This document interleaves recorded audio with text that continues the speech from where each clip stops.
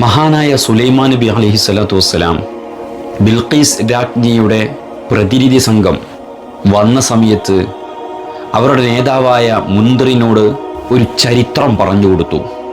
ആ ചരിത്രം കേട്ട സമയത്ത് അവരെല്ലാം ആകാശഭരിതരായി ഇതെന്ത് സംഭവം, അത്ഭുതമെന്ന് കൂറിയിട്ടുണ്ട്. അതെന്താണെന്നല്ലേ പറയാം. യമനിൽ ഒരു രാജാവുണ്ടായിരുന്നു. കാണാൻ സസുന്ദരൻ, ചെറുപ്പക്കാരൻ. പേര് ഷറാഹീൽ എന്നാണ്. കാട്ടിൽ നായാട്ട് നടത്തലാണ് അദ്ദേഹത്തിൻ്റെ ഹോബി. അങ്ങനെ ഒരു ദിവസം രാജാവ് കാട്ടിൽ നായാട്ടിന് പോയി. അവിടെ കുറേ നല്ല മാനുകൾ മേഞ്ഞു നടക്കുന്നുണ്ട്.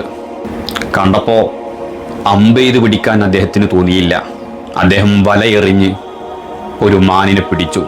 നല്ല രസമുള്ള മാൻപേട. ആ മാനിൻ്റെ മുതുകത്ത് വല്ല രാജാവ് ഇങ്ങനെ തടവിക്കൊണ്ടിരുന്നു.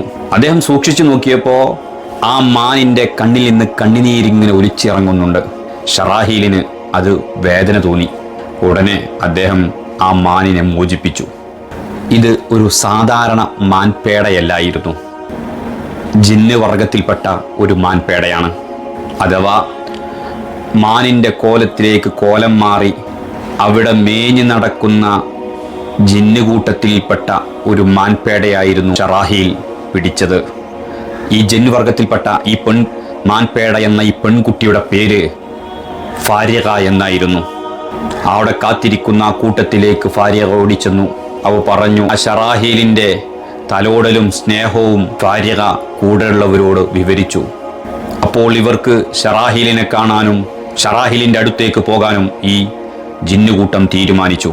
എന്തിനു വേണ്ടിയാന്നല്ലേ? ഫാരിഖയെ വിവാഹം കഴിപ്പിച്ചു കൊടുക്കാൻ. ഫാരിഖക്കും ഉള്ളിൽ ഷറാഹീലിനോട് മുഹബ്ബത്ത് തോന്നിയിട്ടുണ്ടായിരുന്നു. അങ്ങനെ അവർ രാജകൊട്ടാരത്തിലെത്തി. ഈ ജിന്നുകളെല്ലാം മനുഷ്യരൂപം പൂണ്ടായിരുന്നു അവർ രാജകൊട്ടാരത്തിലേക്ക് ചെന്നത്. ഷറാഹീൽ ഫാരിഖയെ കൊണ്ട ഉടനെ വല്ലാതെ ഇഷ്ടപ്പെട്ടു.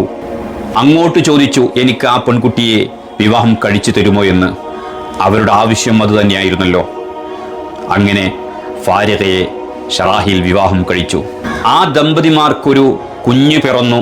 ആ കുഞ്ഞിൻ്റെ പേരാണ് ബിൽഖീസ് എന്ന് മഹാനായ സുലൈമാൻ നബി അലൈഹി സ്വലാത്തു വസ്സലാം മുന്തിറിനോടും കൂട്ടരോടും ഈ ചരിത്രം പറയുമ്പോൾ അവരാകെ അത്ഭുത പരതന്ത്രരായി. അങ്ങനെ ആ രാജാവ് വിടവാങ്ങിയതിന് ശേഷം ആ രാജസ്ഥാനത്തേക്ക് ബിൽഖീസ് എത്തി. അങ്ങനെയാണ് ബിൽഖീസ് രാജ്ഞിയായതും രാജ്യം ഭരിച്ചതും. അല്ലാഹു സുബ്ഹാനഹു വ തആല നല്ലത് പറയാനും കേൾക്കുവാനും നമുക്ക് അല്ലാഹു തൗഫീഖ് നൽകുമാറാവട്ടെ. ഇൻഷാ അല്ലാഹ് വീണ്ടും കാണാം. അതുവരെ അസ്സലാമു അലൈക്കും വറഹ്മത്തുള്ളാഹി.